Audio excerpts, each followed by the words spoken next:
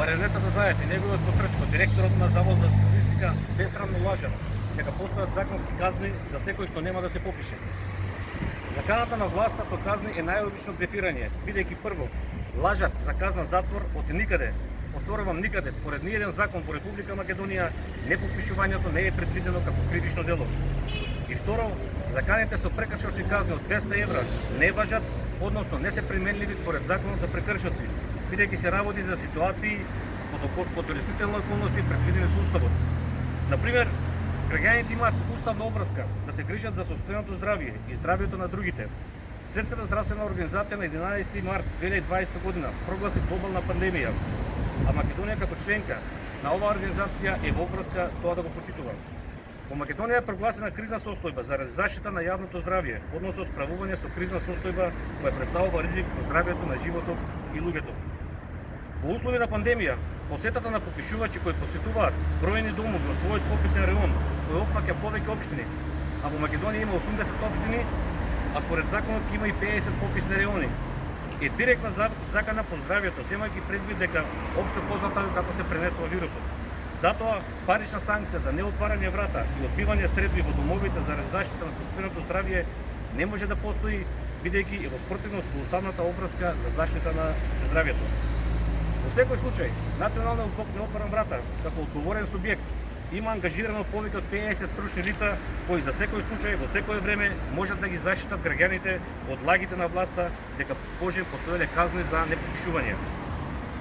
Ваквото однесување на власта покажува дека тие се крајно исплашени, дека се конфузни, дека се во хаос, затоа што сакаат дека фалсификуваниот попис не им проаѓа. И покрај сето нивно силно силење со казни и покрај агресијата што демонстрираат, тоа се само ситни души инсталирани и купени од странски центар, кои тргнаа против сопствениот народ и сопствената држава. И ништо повеќе од тоа. Тие знаат дека се прочитани, но мораат да се храбрат, па така ги слушаме блефираат со казни. И ние демек од тоа треба да се оплашиме и да прифатиме фалсификуван попис со кој нашата Македонија дефинитивно го губи темелот на државноста.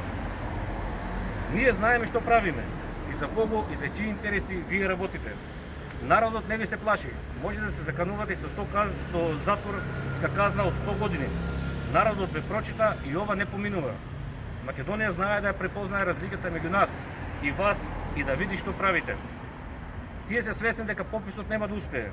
Народот масовно го прифаќа повикот на Националниот блок Неотворен врата да не се попишува. И во очајнички обид власта води пропаганда за заплашување со казна затвор и прекршочни казни од 200 евра. Затоа, македонци и македонки, државјани на Република Македонија, не отварајте врата, не се попишувајте и не се плашите од казни, бидејќи власта лаже. Нема казни. Ако го направиме пописот неуспешен, ќе ја покажеме на марионетската власт во Скопје што мисли народот за фалсификуваниот и живото загрозувачки попис.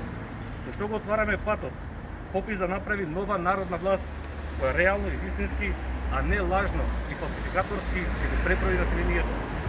Националниот блок Неотворен врата заедно со македонскиот народ ќе победи во битката против пописот поради тоа што ние на наша страна го имаме нескршливиот аргумент. Македонците не сакаат да учествуваат во попис со кој Македонија дефинитивно го губи темелот на државноста. И благодарам. Кој според вас ќе биде таа народна власт? Кој ќе биде дел од таа народна власт? Народната власт се навестува и доаѓа.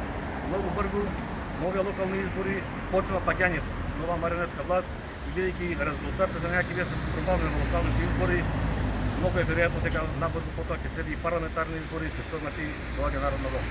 Кој е тоа? Кој треба да ја предводи според вас? Таа ќе предводи единствена Македонија.